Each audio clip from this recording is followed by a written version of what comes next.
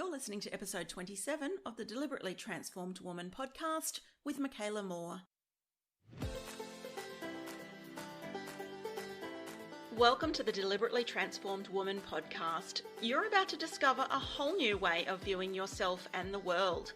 I'm Makaela Moore, your host, intuitive leadership coach, former HR professional, mother, wife, and self-confessed nerd who loves brain science, Boston Terriers, rustic homewares, and acreage life. My mission is to help women in business to shift their identity and become fearless leaders in life and work so they can stop walking on eggshells and finally be the confident leaders they aspire to be. Unlike other coaches who focus on traditional goal setting and leadership strategies, I use my signature framework, which combines brain science, subconscious reprogramming, and intuition with leadership principles to help women to transform their life from the inside out. So if you're the type of person who wants to let go of the things holding you back and bust through fear, procrastination, and perfectionism and step into a life that is fulfilling, courageous, and intentional, then this podcast is for you. I'm so happy you're here. Hi, and thanks for joining me again. Not quite sure where I want to start with this one this week, but basically I want to talk about feelings and feeling our feelings. It does sound pretty basic or simple, but as I've been learning recently, we don't actually allow it to be simple. I've just finished doing a program with my friend Jake Curry of Mind Body Masters, which has essentially been all about healing our bodies using the power of our mind. His motto is that you've got to feel it to heal it.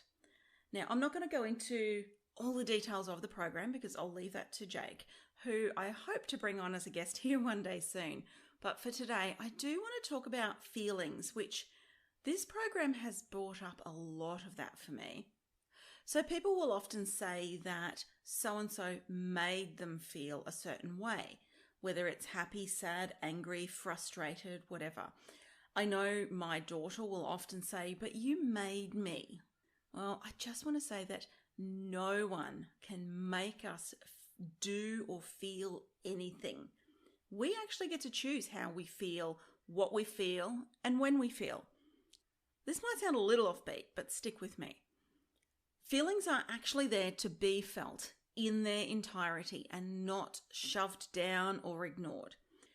When we deny our feelings, they bottle up and the energy collects in our body, and without the release, it manifests into a variety of things like physical illness and unexpected or unexplained, sudden and ultimately chronic pain.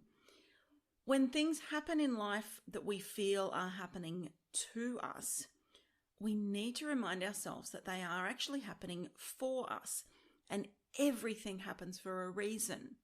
And when I look back at things that happened in my childhood, I can now see a bunch of times where I stuffed down my emotions, which for me was around things like not feeling like I was good enough or that I was loved or that I mattered in life.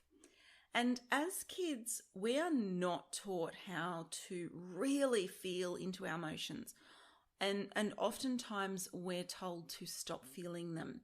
I am so mindful to not do that with our own daughter now. You know, if she's upset, even if it's over something trivial, I allow her to be upset now.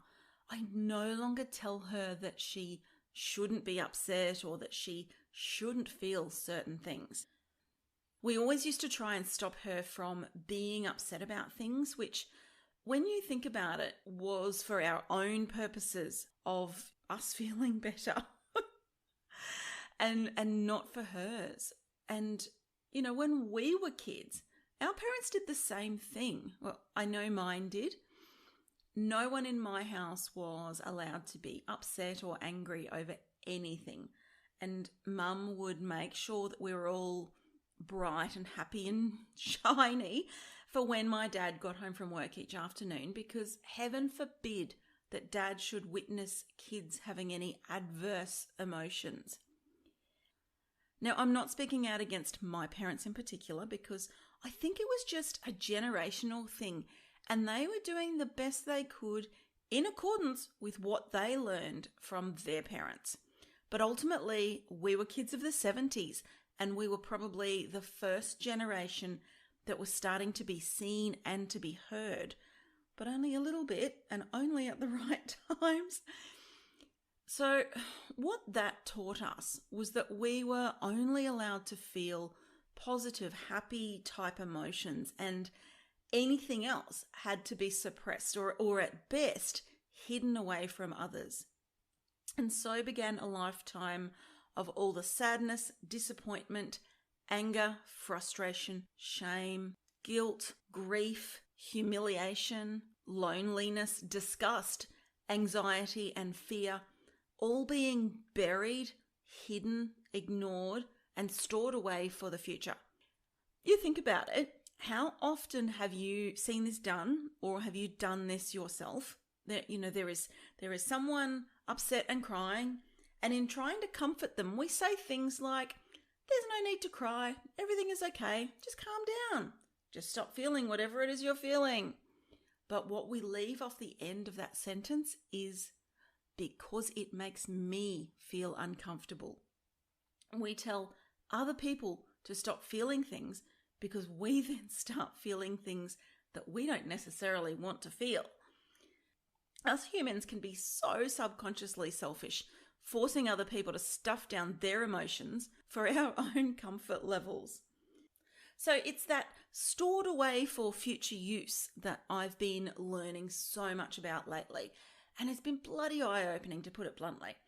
Every little thing that I felt as a kid, particularly when it came to self-worth, belonging, and feeling loved and accepted, well, they've been coming up as triggers for me in adulthood and showing up as long-term pain and recurring ailments. The science behind all of that is absolutely mind-blowing, truly amazing, but it's all scientifically proven, and when you see it all, you just can't unsee it. The more you delve into it all, the more you realize there is to uncover and discover about our childhood turned adult patterns. I mean, the shit our childhood brains absorbed and stored is beyond comprehension. The way in which our subconscious uses these things to make our adult decisions and influence every aspect of our life is just incredible. It shouldn't be legal, but it's a fact of life. Our job as adults, if we want to evolve and live a dream life that is free of bullshit and self-sabotaging behaviors and habits, is to discover and reprogram that stuff. The earlier we can identify it and knock it on the head, the better. So to get back to feelings, we are the only ones who can control our feelings.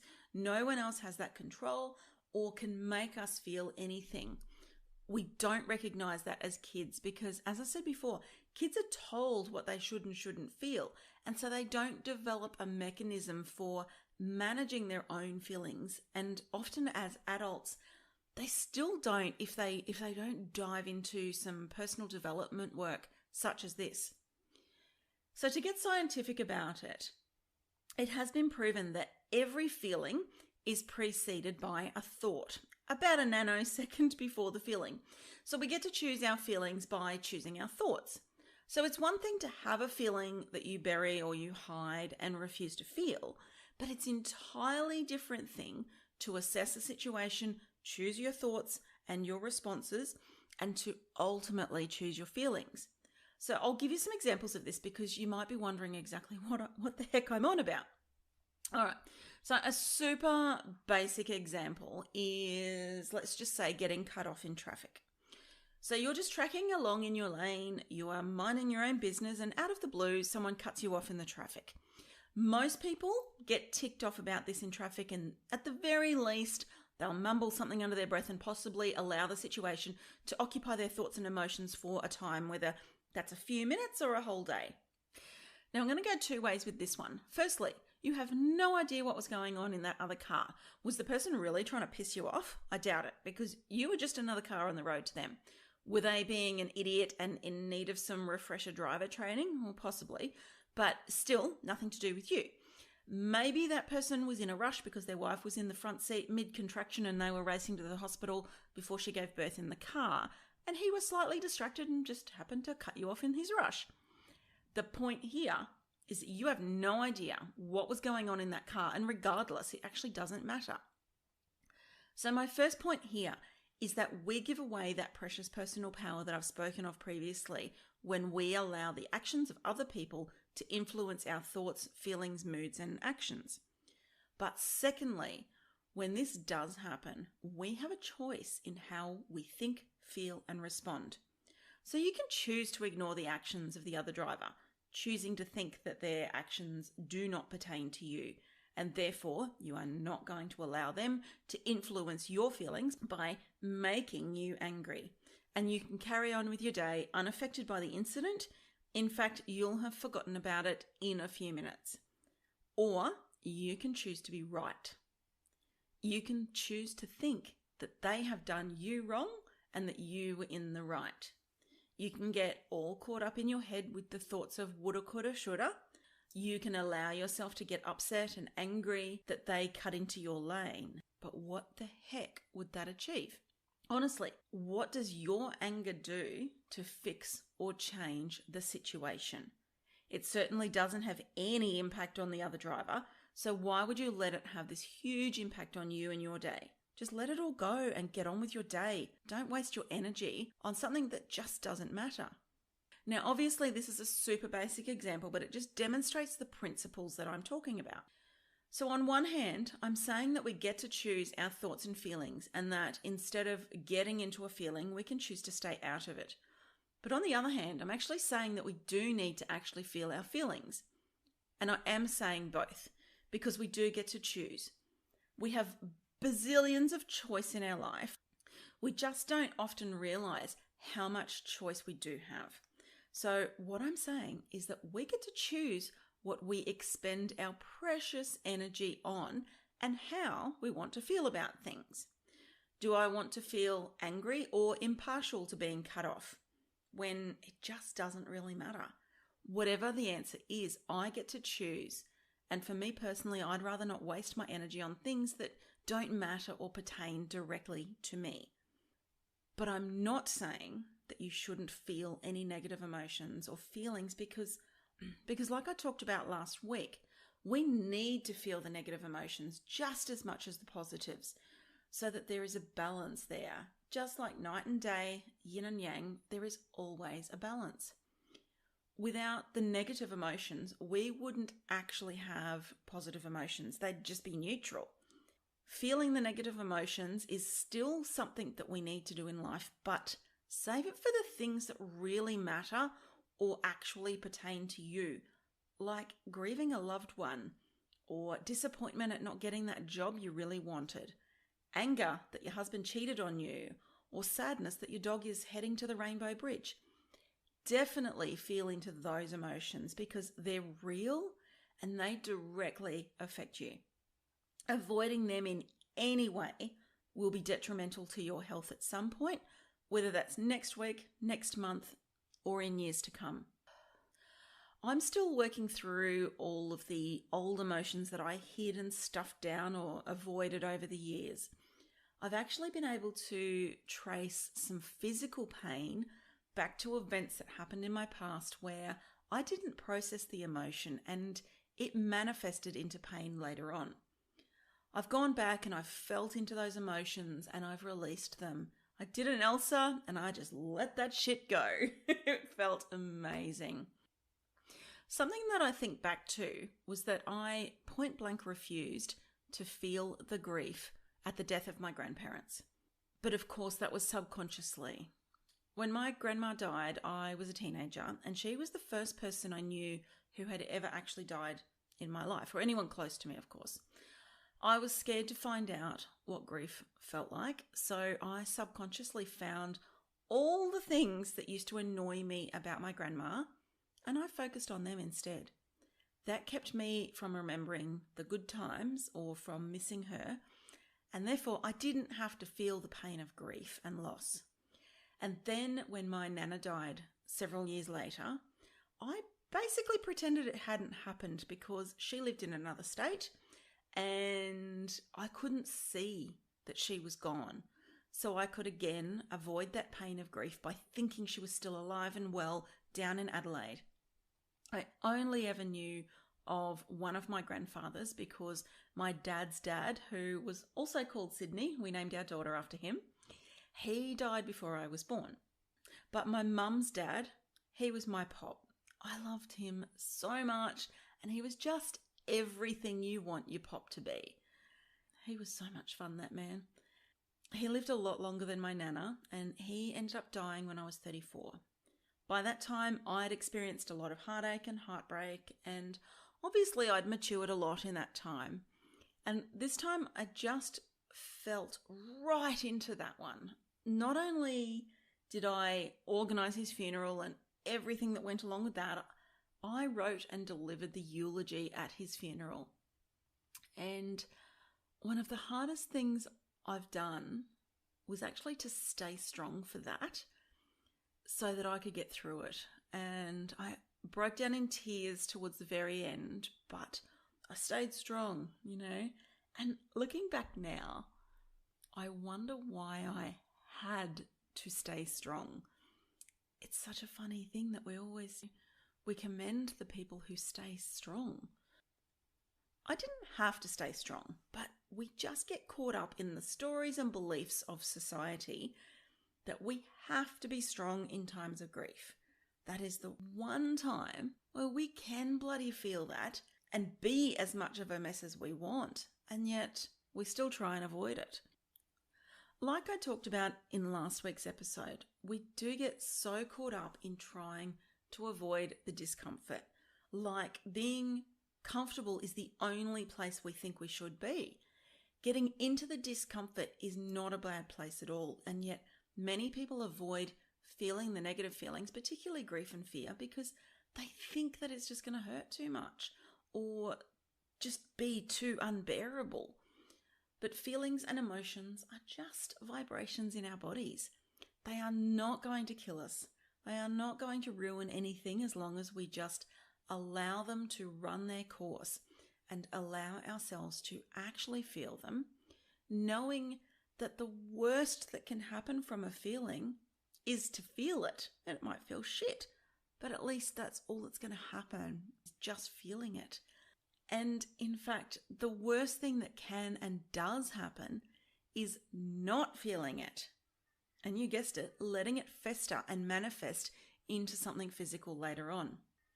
So I guess the point I'm trying to make is that our feelings are there to be felt in their entirety, not to be bottled up, stuffed down, or ignored. They won't kill us because they're just a vibration in our body that once it's run its course and been felt, it can then leave us and take its energy with it. But we don't always have to waste our energy feeling those negative emotions. If we make a choice to begin with in how we respond to any given situation, instead of reacting without thought and allowing a situation to anger us, we can take a moment to assess the situation and work out what we think and therefore what we feel about the situation and whether it even matters or pertains to us. And then we respond with a thought, an emotion, and ultimately an action. I hope this will be helpful for you the next time you get cut off in traffic, or basically any situation in your life where you might need to react. But instead, you can now respond thoughtfully and with the emotions that you choose. And if we do feel them, then just allow them and then let them go. I only wish I had known all of this when I was younger. Can you imagine how different our lives would be if we knew what we know now? Actually, can you imagine being able to go back and tell your 10-year-old self an important message? I feel like I have just been given that opportunity because if you haven't already heard, I'm co-authoring a book called Letters to My 10-Year-Old Self, which will be published by Christmas. And it has been such an amazing experience to write my chapter, and it's been really super healing for me. It's even inspired me to create a meditation for my coaching clients, which is dedicated to going back and talking to our 10-year-old self. So if you want to be amongst the first to have a VIP sneak peek at the book with a pre-sale link, then please just head to the link in the show notes and you'll be added to the VIP list. All right. Thanks for listening this week. I'd love it if you jumped on over to my Facebook group, Deliberately Transformed with Makaela Moore, to chat with me about this. Just be sure to tag me. Take care, and I'll catch you next week. Cheers. Thanks for listening. The fact that you're here means that you find value in this podcast, and if you're finding value here, then your friends and family will too.